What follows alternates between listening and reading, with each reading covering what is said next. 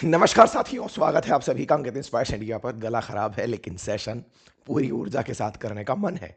तो पहले ही डिस्क्लेमर कि आइए आज के सेशन को शुरू करते हैं, ये जानते हुए कि वेनेजुएला में जो हो रहा है, जिस तरह से अमेरिका में वेनेजुएला के राष्ट्रपति को कोर्ट के दौरान दौड़ाया जा रहा है, आज हम उसकी चर्चा करेंगे।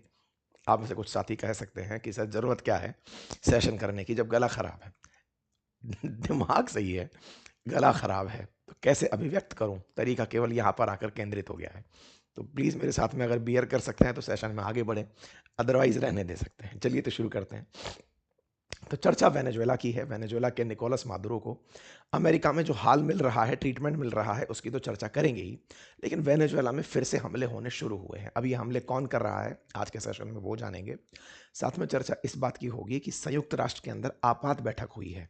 आपात बैठक के अंदर वेनेजुएला के लिए बातचीत हुई है। ऐसे में Russia, China, America, France, Britain, ये सब जब यूएनएससी के सिक्योरिटी मेंबर्स हैं, सिक्योरिटी काउंसिल के परमानेंट मेंबर हैं, तो ऐसे में क्या इन परमानेंट मेंबर्स के द्वारा वेनेजुएला के हालात पर कोई स्थिरता लाई जा सकती है? क्या ये परमानेंट मेंबर्स जो रशिया, चाइना जैसे जो देश हैं, क्या ये अमेरिका पर कोई कार्रवाई कर सकते हैं?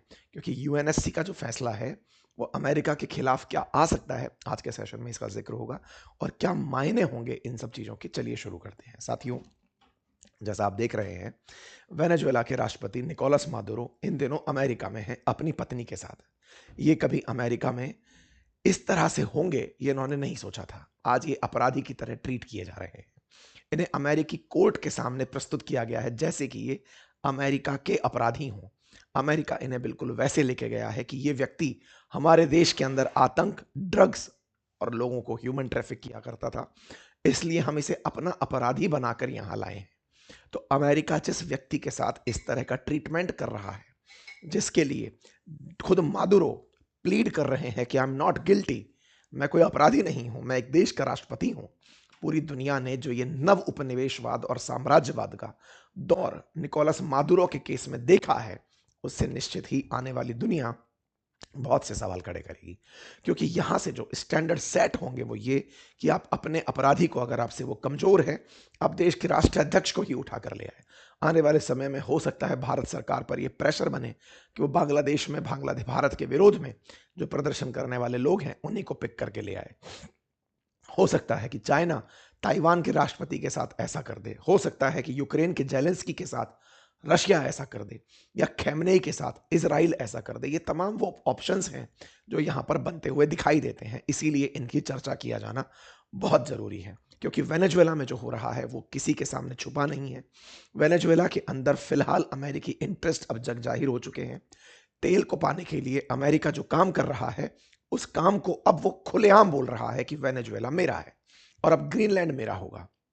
जो भी उसके सामने आ रहा है उसको वो क्लेम कर दे रहा है। ऐसे में दुनिया में जो नया दौर शुरू हुआ है, इसकी चिंता किया जाना लाजमी है। और अंतर्राष्ट्रीय स्तर पर ऐसी घटनाएं कभी ना हो, अंतर्राष्ट्रीय कानून कभी ना टूटे, इसके लिए ही यूनाइटेड नेशंस की स्थापना की गई थी।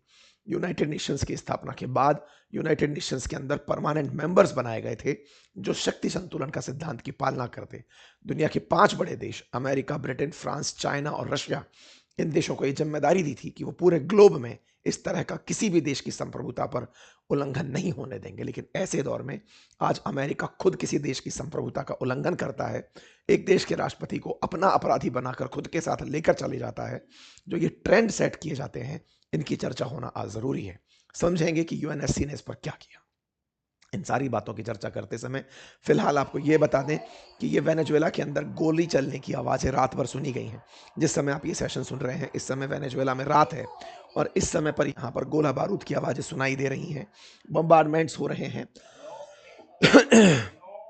यहाँ पर जो काराकश इनकी राजधानी है, वहाँ पर इस तरह से हैवी गन फायर की आवाज़ें सुनाई दे रही हैं। हमने वेनेजुएला पर कई सेशंस पहले भी किए हैं और ताज़ा ताज़ा अपडेटेड सेशंस भी आपके सामने रखे हैं। इन पर चर्चा करेंगे, लेकिन इससे पहले एक ज़रूरी सूचना आप सभी के साथ। ज़रूरी सूचना है साथियों, आप जिन परिवारजनों की फ़िक्र करते हैं, जिनके लिए आप दिन रात मेहनत करते हैं, जिनकी किस्तें आप भरते हैं, जिनकी फ़ीस आप जमा करते हैं, वो जिम्मेदारी जिसे आप जीते जी निभाते हैं, उस जिम्मेदारी को आपके बाद भी प्यार से निभाया जा सके, इसी की योजना को टर्म इंश्योरेंस कहा जाता है। टर्म इंश्योरेंस आज बहुत ही कम कीमत पर, जब से जीएसटी राहत मिली है तब से बहुत ही कम कीमत पर उपलब्ध होने लगा है। आपकी जिम्मेदारियां जिनसे आप प्यार करते हैं वो बाद में भी निभती रहें, इसी को ध्यान में रखते हुए टर्म इंश्योरेंस प्लान किए जाते रहे हैं। अगर आप चाहते हैं कि अपनों के लिए आप उन्हें भविष्य में भी अपनी जिम्मेदारी से अवगत कराएं, जब अनफोर्सिन सिचुएशन आपके साथ आ जाए, तो आप आज ही जाइए। मैंने आपके सामने कुछ ऑप्शंस दिए हैं, उन्हें एक बार चेक करिए, क्योंकि ये ऑप्शंस आपको मार्केट के तमाम ऑप्शंस में से कंपैरेटिव प्राइसिंग देंगे, और तो और 15 से 25% का डिस्काउंट भी उपलब्ध होगा अगर आप मेरे नीचे दिए गए लिंक में कमेंट करके इसे प्राप्त करते हैं। बेहतरीन टर्म इंश्योरेंस आपको बहुत ही नॉमिनल प्राइस में 400-500 रुपये महीने के ऊपर आपको ये उपलब्ध हो जाते हैं। ठीक इसी प्रकार से बैंकों की इसी प्रकार से जब अस्पतालों की आप कतार में लगे हों बिल चुकाने के लिए, उस समय आपको एहसास होता है कि काश मैं जब बीमार था उस समय का मेरा हेल्थ इंश्योरेंस रहा होता। हेल्थ इंश्योरेंस एक समझदारी है जो आप अपनों के साथ साथ निभाते हैं। साथियों, अगर आप चाहते हैं कि आप अपने लिए, अपने परिवारजनों के लिए जिस समय आप बीमार हैं उस समय आपको बीमारी के बारे में सोचना पड़े, ना कि सौदेबाजी के बारे में, अस्पताल से ये बात करनी पड़े कि मुझे इतने में ये सौदा कर दीजिए, मुझे इलाज इतने में सस्ता कर दीजिए, उससे बचने की तैयारी हेल्थ इंश्योरेंस है। कई तरह के हेल्थ इंश्योरेंस बहुत ही कंपैरेटिव प्राइजेस के साथ आप जिस कंपनी के साथ चाहें उसे देख सकते हैं इस प्लेटफॉर्म से, जिसका लिंक मैंने कमेंट बॉक्स में पिन किया है। अगर आप इस लिंक पर जाकर इसे लेते हैं तो आपको 15 से 25% का डिस्काउंट भी यहाँ पर उपलब्ध होता है। 400 से 500 रुपये महीने में आपके लिए ये उपलब्ध हो जाता है। आइए साथियों, अब मैं आपको आगे लेकर चलता हूँ। आपको टाइमलाइन पूरी अच्छे से पता है। अमेरिका ने जो इसराइल वेनेजुएला में किया, वो वेनेजुएला के साथ 2 जनवरी को हुई घटना थी, जिसके बाद मादुरो को यहाँ से निकालकर अमेरिका ले जाया गया। ट्रंप ने वेनेजुएला अमेरिकी कब्जे में है ये घोषणा 3 जनवरी को कर दी। मादुरो को बेड़ियों में बांधकर न्यूयॉर्क की कोर्ट में लाया गया और यहां पर इन्हें एमडीसी जेल में भेज दिया गया। ये कुछ तस्वीरें हैं मादुरो को भारी सुरक्षा में ले जाते हुए की। पहले इन्हें सिक्योरिटी फोर्सेस के द्वारा लाया जाता है न्यूयॉर्क सिटी।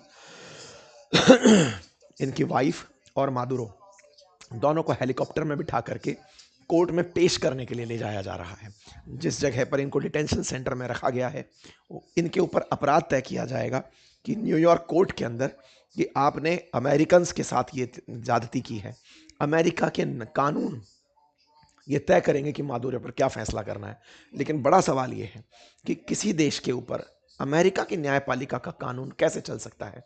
अगर ऐसा है तो कल को अगर अमेरिका किसी भारतीय को भी अपना दोषी पाती है तो भारत सरकार से बिना पूछे ही क्या उस व्यक्ति को उठा करके ले जाएगी और अपनी न्यायपालिका के अंदर न्याय देगी। ये विचारणीय तथ्य है साथियों कि अगर कोई देश अपने खिलाफ किसी व्यक्ति को पाता, ये बिल्कुल वैसे ही है जैसे हम भारत के अंदर रह करके पाकिस्तान में बैठे दाऊद इब्राहिम को, हाफिज सईद को भारत के विरोध में पाते रहे हैं। हमारे कानून कहते हैं कि वो हमारे अपराधी हैं, लेकिन वो उस देश में संरक्षण पा रहे हैं। हमारे कानून पाकिस्तान पर लागू नहीं होते, इसीलिए हम पाकिस्तान से उन्हें मांगते हैं कि इनका प्रत्यर्पण कर दीजिए, इन्हें हमें सौंप दीजिए। पाकिस्तान की संप्रभुता इसमें है कि वो उन्हें सौंपे और हम उनको अपने यहाँ पर वो दें, पनिशमेंट दें। अमेरिका ने लेकिन अपने अपराधी को दूसरे देश से उठाकर अपने यहां प्रस्तुत कर दिया। और वो अपराधी कोई सामान्य नागरिक नहीं था, वो एक इलेक्टेड प्रेसिडेंट था, लेकिन उसकी अमेरिका से नहीं बनती थी।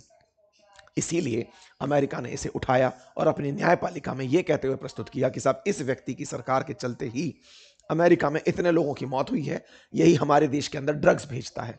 अब तो आप भी जानते हैं कि ये केवल ड्रग्स का अपराधी नहीं, असल उद्देश्य तेल है जो न्यायपालिका के सामने नहीं रखा गया है। यहां पर इन्हें इस प्रकार से ले जाया जाता है। अमेरिका खुलेआम कह रहा है कि वेनेजुएला के तेल पर अमेरिकी कंट्रोल है, अमेरिका खुद उसका दोहन करेगा, अमेरिका अपनी मर्जी से सरकार बनाएगा, अपनी मर्जी से उसे बेचेगा। इसका मतलब ये अपराधी असल मायने में ड्रग्स के नहीं, तेल रखने के हैं। अमेरिकी नजरों में इन पर आरोप चाहे जो भी लगे, लेकिन सही मायने में इन्हें तेल रखने का गुनहगार पाया जा रहा है। आप देखें, इन्हें इतनी हाई सिक्योरिटी में न्यायपालिका में पेश किया जाता है। आप यहां पर इन्हें जाते हुए देख सकते हैं। न्यायपालिका से निकलने के बाद इन्हें वापस से जेल में डाल दिया जाता है। इन्होंने अपने बारे में कोर्ट में भी यही कहा कि मैं अपराधी नहीं हूं, मैं एक सम्मानित व्यक्ति हूं और अब भी अपने देश का राष्ट्रपति हूं। कोर्ट में उनके खिलाफ ड्रग्स और हथियार तस्करी से जुड़े सभी आरोपों से उन्होंने इनकार किया। इन्होंने अपने साथ में जो वकील रखा है वो जूलियन असांजे का लॉयर बैरी पोलाक है, जो इन्होंने अपने लिए क्रिमिनल डिफेंस में लॉयर रखा है। जूलियन असांजे एक पत्रकार रहे। विकीलीक्स के नाम से इन्होंने काफ़ी सारे डेटा लीक किए थे, जिसके बाद दुनिया भर के न्यायालयों में इनके खिलाफ मतलब शिकायतें चाहिए थी, लेकिन इन्होंने अपने लिए वकील जो रखा था, अब वही मादुरो ने अपने लिए वकील रखा है। न्यायपालिका में उनके ऊपर बहस चल रही है। मादुरो के पैरों में बेड़ियां डली थी जिस समय उन्हें अदालत में लाया जा रहा था। मादुरो ने न्यायपालिका में कहा कि मैं अपने ऊपर जो आरोप लगा रहे हैं इन्हें लिख करके रखना चाहता हूं, आप अगर कहें तो मैं इन्हें लिख करके रख लूं। तो उन्होंने अलाउ किया कि हाँ भाई ठीक है, रख लो। कुल मिलाकर के मादुरो बार बार अपने आप को नॉट गिल्टी एक दूसरे देश की न्यायपालिका में चिल्लाते हुए कह रहे थे, लेकिन अमेरिका उन्हें अपने अपराधी के रूप में ट्रीट कर रहा था। चार्जशीट में मादुरो के बेटे निकोलस मादुरो गुएरा, गृह मंत्री डियासुडाडो काबेलो और कुख्यात गैंग ट्रेन दे अरागुआ के सरगना हेक्टर गुरेरो फ्लोरेस का नाम भी शामिल किया गया है।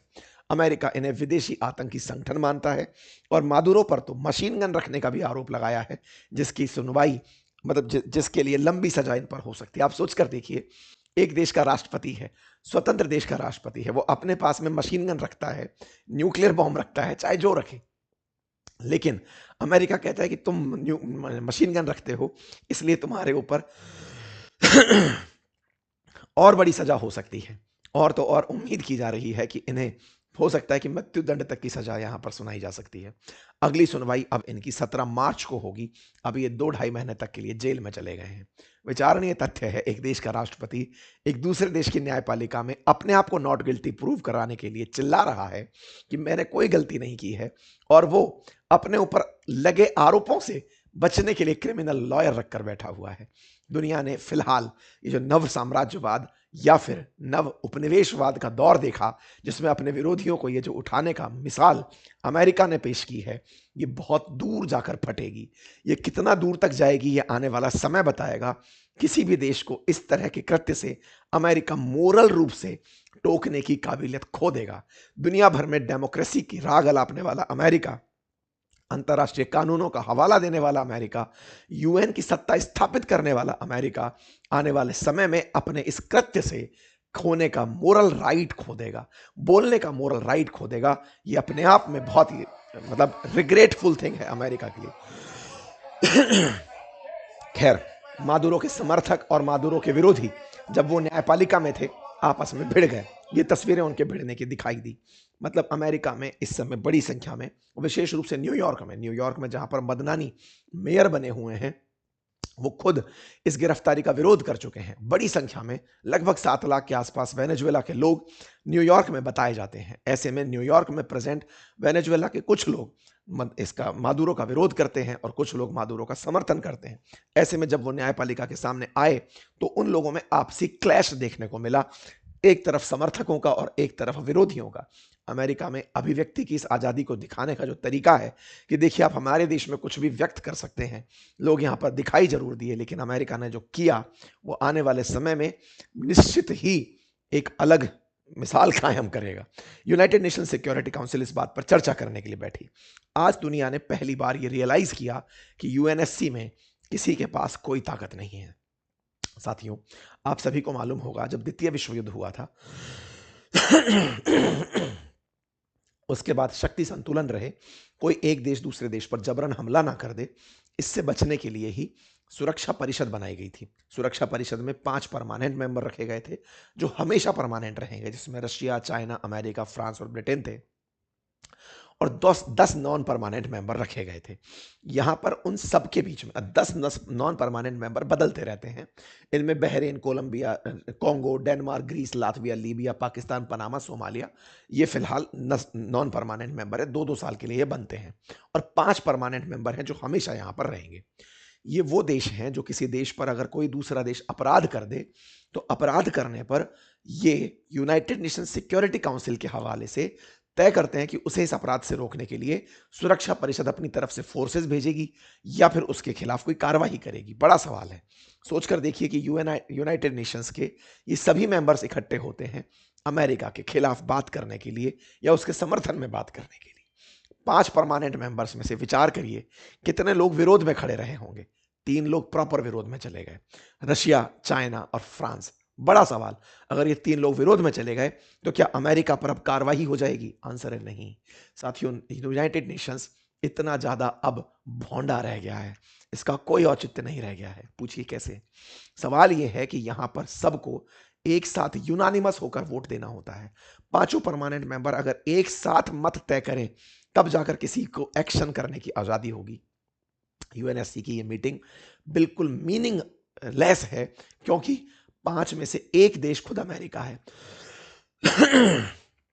वो खुद के खिलाफ किसी भी कानून को पारित नहीं होने देगा, क्योंकि परमानेंट मेंबर्स के पास वीटो पावर है।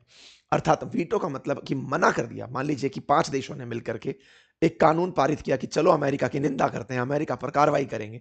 खुद अमेरिका खुद पे कार्रवाई थोड़ी कराएगा, तो वो वीटो कर देगा कि साहब मुझे मेरे ऊपर कार्रवाई नहीं चाहिए, मैंने कुछ गलत किया ही नहीं। और तो और ये बोला अमेरिका कि दुनिया को तो थैंकफुल होना चाहिए, यूएन को तो थैंकफुल होना चाहिए। हमने दुनिया में एक जो इलेजिटिमेट तरीके से बना हुआ राष्ट्रपति था मादुरो, उसको उखाड़ फेंका है, हमने उसको गिरफ्तार किया है। दुनिया में 50 से ज्यादा देश उसे इलेजिटिमेट मानते थे, गैर वैधानिक तरीके से राष्ट्रपति मानते थे। उसे उठा करके तो हमने अच्छा किया है। अब हमारी तारीफ की जगह हमारी निंदा कर रहे हैं, ये गलत है। इसका मतलब सिंपल है कि यूएनएससी की बैठक केवल एक दिखावा है उन देशों के लिए जो यूएन के सिद्धांतों की पालना करते हैं, या फिर वो देश जो परमानेंट मेंबर नहीं है। परमानेंट मेंबर बनने के लिए दिमाग में आपके भी ख्याल आएगा, हम कब बनेंगे परमानेंट मेंबर? जब ये लोग बनने देंगे। कौन लोग? 5 परमानेंट मेंबर्स। जब वो चाह लेंगे तभी आप परमानेंट मेंबर बन पाएंगे। 5 परमानेंट मेंबर में क्या हमारे को कोई लाने वाला है? सब तैयार हो जाते हैं, कभी कोई ना कोई टांग लगा देता है। अक्सर चाइना फिलहाल के लिए टांग लगा के बैठता है कि नहीं, भारत को परमानेंट मेंबर मत बनाइए। क्यों मत बनाइए? क्योंकि फिर चाइना के खिलाफ अगर कुछ हुआ तो भारत फिर टांग लगाएगा।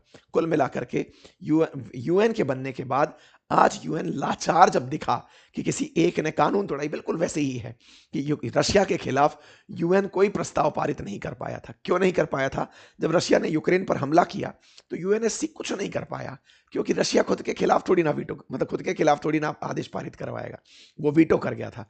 आज वही अमेरिका ने वेनेजुएला पर किया और कोई कुछ नहीं कर पाया। सबकी प्रतिक्रियाएं हैं आम जन को बेवकूफ बनाने के लिए। बेवकूफ बनाने के लिए सबने कार्रवाइयों पर चिंता जताई। खुद यूएन एंटोनियो गुटेरस कह रहे हैं कि यह संप्रभुता का उल्लंघन है, ये किए गए कार्यों का उल्लंघन है, फोर्सेस के द्वारा ये सब नहीं किया जाना चाहिए था। कंफ्यूज एंड कॉम्प्लेक्स सिचुएशन इन्होंने बताते हुए कहा कि respect for the sovereignty and political independence and territorial integrity of the state, ये यूएन का सिद्धांत है। The prohibition of the threat और use of the force, the power of law must prevail. Antonio ji, आपकी कोई बात नहीं सुन रहा है। ये बिल्कुल वो वाली बात है कि जिसके पास पावर है उसके कानून भी अपने होते हैं। दुनिया में कुछ इस तरह की नोशन अब सेट की जा रही है। सेक्रेटरी जनरल का यह रिमार्क वेनेजुएला पर मायने ही नहीं रखता। उन्होंने भले ही अपना दर्द बयान किया हो, लेकिन वेनेजुएला के साथ कोई भी आकर खड़ा नहीं होगा। ये अपने आप को बस डीपली कंसर्न्ड ही बताते रहे। मेरे प्यारे साथियों, इतना ही नहीं, दुनिया भर के यहां पर इनके सबके बयान आए। सवाल बना कि रशिया क्या बोला?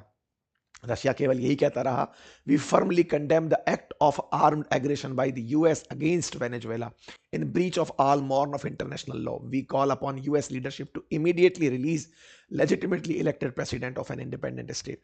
हम इमीडिएट रिलीज की बात करते हैं। हम चाहते हैं कि एक स्वतंत्र राष्ट्र के राष्ट्रपति को तुरंत छोड़ा जाए। केवल चाहते हैं, कुछ कर नहीं सकते। यही बात चाइना बोला इमीडिएट रिलीज को लेकर के। यूनाइटेड नेशंस के अंदर सब बोले, ये रशिया की तरफ से बोला गया बयान है, सुनने की जरूरत नहीं है, इमीडिएट रिलीज की बात बोल रहे हैं। ऐसे ही सेम वेनेजुएला खुद यहां पर प्रेजेंट हुआ। उन्होंने कहा कि यह पूरी तरह से इलीगल और बुली करने जैसा है। इसी बात की तरह चाइना ने भी अपनी बात रखी। चाइना ने अपनी तरफ से अंकल सैम पर बयान दिया और कहा कि यूएस ने निकोलस मादुरो को इलीगल तरीके से कैप्चर किया है। ठीक यही बात फ्रांस भी बोला। फ्रांस ने कहा कि France continue to stand in solidarity with the Venezuela people and must respect their choice of sovereignty. उनके संप्रभुता के अधिकार की वो बात रखता है। सब लोग बोले। इसके बाद में फिर यूएस की खुद की बारी आई। यूएस अपनी तरफ से केवल एक ही लाइन बोला कि सुनो, हमें थैंक यू बोलो कि हमने मादुरो को हटाकर अच्छा किया है। दुनिया भर के नेता यहाँ पर प्रेजेंट थे। ऐसे में बेलारूस भी था, क्यूबा भी था, इंटरेस्टिंगली पाकिस्तान भी था। पाकिस्तान भी बयान दिया क्योंकि यूएनएससी के अंदर नॉन परमानेंट मेंबर है वो। पहले भारत था, अब वो है। 2 साल के लिए बना हुआ है। इसको बोलने का मौका मिला। इसने भी यही डायलॉग मारा। इसने कहा कि ये डेंजरस प्रेसिडेंट सिद्ध होगा, यानी आने वाले समय के लिए गलत नजीर पेश करेगा। लेकिन सुनेगा कौन? किसी की कोई नहीं सुन रहा था, सब अपनी अपनी बातें दुनिया के सामने अच्छा दिखने के लिए बोल रहे थे। यूके का बयान चौंकाने वाले था। उन्होंने कहा कि मादुरो की जो सत्ता थी ना, वो फ्रॉड सत्ता थी। तो इस तरह से यूके ने इनडायरेक्टली यूएस के एक्शन को सही ठहरा दिया। कल तक ये लोग श्योर नहीं थे, आज ये अपनी तरफ से यूएस के साथ निकल पड़े हैं। फ्रांस जो पहले दिन साथ था, आज वो सॉवरेनिटी की बात कर रहा है। कुल मिलाकर के यूएनएससी पूरी तरह से बर्बाद रही, यूएन का कोई सेंस नहीं निकला। अमेरिका ने कहा there is no war against Venezuela और its people, we are not occupying country, this was a law enforcement operation and furthermore lawful indictment that have exited for decades। अपनी तरफ से ये बात बोलते हुए निकल गए। खैर साहब, इसके बाद में अमेरिका के विदेश मंत्री से ये बात पूछी गई कि साहब आप क्या कहेंगे यूएन के बारे में। तो उन्होंने कहा कि मुझे यूएन की परवाह नहीं है। इससे ज्यादा और क्या बौना किया जा सकता है यूएन को। एक देश का विदेश मंत्री सीधा सीधा बोल दे रहा है कि मुझे परवाह नहीं है यूएन की। It's fake reporting. यूएन कहता है कि is not involved in the drug trade, the UN doesn't know what they are talking about। मतलब अमेरिका के लिए अगर ड्रग ट्रेड कर रहा था, ऐसे दुनिया में बहुत से देश तमाम प्रकार के अपराधों में लीन हैं, क्या अमेरिका बैठ करके अब सबका न्यायाधीश बनकर काम करने लगेगा? बड़ा सवाल है साथियों, ये डिस्कशन होना चाहिए। बट ठीक है, आज अमेरिका ने जो बात कही वो अमेरिका के राष्ट्रपति की बात से साफ दिखती है। जब डिपार्टमेंट ऑफ स्टेट कहता है, सोचिए, दिस इज आवर हेमिस्फीयर, ये कहते हैं कि अमेरिका ही नहीं, वेस्टर्न हेमिस्फीयर हमारा है। साथियों, भूगोल में धरती को 4 भागों में बांटा जा सकता है। यदि आप उत्तर दक्षिण में बांटना चाहें तो नदर्न हेमिस्फीयर, सदर्न हेमिस्फीयर, और अगर आप पूर्व पश्चिम में बांटना चाहें तो ईस्टर्न हेमिस्फीयर, वेस्टर्न हेमिस्फीयर। ये पूरी तरह से अपने आप को वेस्टर्न हेमिस्फीयर, नॉर्थ और साउथ को ही अपना करार दे देते हैं कि ऊपर से लेकर नीचे तक ये सब हमारा है। और जब सब हमारा है तो हम यहाँ के प्रेसिडेंट सेट करेंगे। विचारणीय तथ्य है, अमेरिका बोल सकता था दिस इज आवर वर्ल्ड, हम यहां पर पूरी दुनिया पर राज करते हैं, शायद तब भी कोई उन्हें नहीं टोकता। अमेरिका ने बकायदा इस पर स्टेटमेंट दिया है कि अमेरिका के राष्ट्रपति will not allow our security to be threatened. हम अपनी सुरक्षा को लेकर के किसी भी प्रकार की चुनौती नहीं सुनेंगे। ये अमेरिकी राष्ट्रपति के बयान है, अमेरिका के रक्षा मंत्री, विदेश मंत्री के बयान है। सोचने वाली बात। अब बड़ा ही इंटरेस्टिंग एक वाकया हुआ जो आपको जरूर जानना चाहिए, और वाकया ये वेनेजुएला में क्या हुआ। साथियों, वेनेजुएला में बड़ा ही इंटरेस्टिंग वाकया हुआ, और वो ये कि वेनेजुएला का जो स्टॉक मार्केट है वो 16.45% इंक्रीज कर गया है जब से मादुरो पकड़ा गया है। इसका मतलब कहीं ना कहीं अब दुनिया को एक और एंगल सोचने का मिल रहा है कि मादुरो के साथ जो अमेरिका ने किया वो एक पार्ट है, वेनेजुएला ने क्या किया। वेनेजुएला में क्यों नहीं अमेरिका के खिलाफ प्रोटेस्ट हुए? वेनेजुएला में क्यों नहीं मादुरो के समर्थन में रैलियां निकली? वेनेजुएला में क्यों बाजार अचानक तेजी से बढ़ने लगा? इसका मतलब कहीं ये तो वास्तविकता नहीं थी क्या कि अमेरिका ने जो किया वो सही किया? क्योंकि ये सोचने वाली बात है कि वेनेजुएलन्स अपने बाजार को लेकर के अचानक उत्साहित हो चुके हैं कि अब हमारा बाजार चढ़ेगा, और उनका बाजार 16.45% इंक्रीज हुआ। ये बड़ा नंबर है साथियों। ये दर्शाता है कि वेनेजुएला की जनता कितना त्रस्त थी मादुरो से। देखिए, यहाँ 2 पर्सपेक्टिव हैं। अमेरिका ने जो उसके साथ किया वो एक पर्सपेक्टिव है, क्योंकि यहां से आगे कोई अच्छा बुरा नहीं सोचेगा, हर देश दूसरे देश के साथ ऐसा करने निकलेगा। वापस से आप उस दौर में जा रहे हैं जब ब्रिटेन और फ्रांस ये किया करते थे, फिर उन्हीं की देखा देख डेनमार्क और ये सब करने लगे थे। अब सवाल ये है कि जैसे ही वेनेजुएला पर ये हुआ, वेनेजुएला की जनता खुश होने लगी। इसका मतलब कल को अगर इजराइल ईरान के खिलाफ ये कार्रवाई कर देता, या अमेरिका खेमने को उठा के ले जाता है, या फिर ताइवान पे चाइना को एक्शन कर देता है, या फिर यूक्रेन से पुतिन उनको उठा लेते हैं, जेलेंस्की को, तो ये सारे के सारे प्रश्न आने वाले समय में देखने योग्य होंगे कि क्या किसी देश के राष्ट्रपति को ऐसे ही गायब किया जा सकता है। और तो और अमेरिका ने बकायदा स्विट्जरलैंड से बोल करके इनके जितने भी एसेट्स थे उनको फ्रीज करवा दिया है। खैर, अब आखिर में चलते हैं वेनेजुएला में हुए फायरिंग पर। इसके बारे में जानकारी निकलती है कि वेनेजुएला में गन फायर हुआ है, जबरदस्त गोलाबारी देखी गई। जानकारी में पता चलता है कि कन्फ्यूजन हो गया था। कन्फ्यूजन इस बात का कि सत्ता किसकी चल रही है, कन्फ्यूजन हो गया था। अब सब शांति है। वेनेजुएला में इस गन फायर को पहले क्लेम किया गया कि वेनेजुएला के प्रेसिडेंट के महल के बाहर गन फायर हुआ। इसको एक पॉसिबल कू कहा गया कि हो सकता है कि सैन्य विद्रोह हो गया हो, लेकिन बाद में सब तरफ से शांति की बात की गई। वेनेजुएला के अंदर जो उपराष्ट्रपति हैं, वाइस प्रेसिडेंट, जिनका नाम है डेल्सी रॉड्रिगेज, इन्हें शपथ दिलाई गई कि भाई तुम ही सत्ता चलाओगी अब, और इन्होंने पहले तो ये जो सत्ता शपथ दिला रहा है, ये मादुरो का बेटा है, ये पार्टी जिससे बिलोंग करती है मादुरो की पार्टी है। इन्होंने शपथ ली अमेरिका के कहने पर। शुरुआत में बयानबाजी अमेरिका के खिलाफ करने की कोशिश की, कहा कि अमेरिका के समर्थन में जो लोग हैं उन्हें गिरफ्तार किया जाए। फिर इन्हें दबाया गया, कहा गया कि मैडम जी सुनिए, ये बयान मत दीजिएगा और कहिए कि जो अमेरिका कर रहा है वो सब सही है। मैडम ने इस बात को मान लिया और कहा अमेरिका के साथ मिलकर के काम करेंगे और free and fair election Venezuela में होंगे। अगर वेनेजुएला में फ्री एंड फेयर इलेक्शन होंगे तो फिर कौन पार्टिसिपेट करेगा? जिसको नोबेल पुरस्कार मिला है। आपको याद होगा, तो डेल्सी तो ये मान गई कि हाँ यूएस के साथ काम करने को हम तैयार हैं, वर्क विद द यूएस, हम तैयार हो गए। अब कुछ दिन पहले अगर आपको याद हो तो अमेरिका के मतलब मारिया मचादो करके जो महिला जिसको नोबेल शांति पुरस्कार मिला है, जो कि इस समय वेनेजुएला में नहीं है, जिस समय नोबेल पुरस्कार मिला वो निकल ली यहाँ से। वेनेजुएला की मुख्य विपक्षी लीडर थी वो, अब वो वेनेजुएला वापस लौट कर आ रही है और उसका वापस लौट कर आना इसलिए ताकि फ्री फेयर इलेक्शन में वो पार्टिसिपेट कर सके। खैर, वेनेजुएला में बहुत कुछ हुआ, जो हुआ उसका अपडेट मैंने आपके सामने दिया। उद्देश्य केवल इतना था ताकि आपके सामने डिफरेंट टाइप ऑफ पर्सपेक्टिव रखे जा सके, आपको अपडेटेड रखा जा सके कि वेनेजुएला में क्या चल रहा है। ठीक है साहब, फिलहाल के लिए इतना ही। जानकारी पसंद आई हो तो साथियों से अवश्य साझा करें। चैनल पर नए हैं तो सब्सक्राइब कर लें। और हाँ, हेल्थ इंश्योरेंस और टर्म इंश्योरेंस से अगर आप चाहते हैं 400 से 500 रुपये पर मंथ के साथ, जब से जीएसटी में रिबेट आई है उसके बाद से बेस्ट इंश्योरेंस आप ले पाएँ, तो मैंने एक प्लेटफॉर्म का लिंक कमेंट बॉक्स में लगाया है जहां डिफरेंट टाइप ऑफ इंश्योरेंस को आप कंपेयर कर सकते हैं। और अगर उस लिंक से जाकर आप इंश्योरेंस लेते हैं तो 15 से 25% तक का आपको डिस्काउंट मिलता है। लिंक कमेंट बॉक्स में पिन कर दिया गया है। Thank you so much.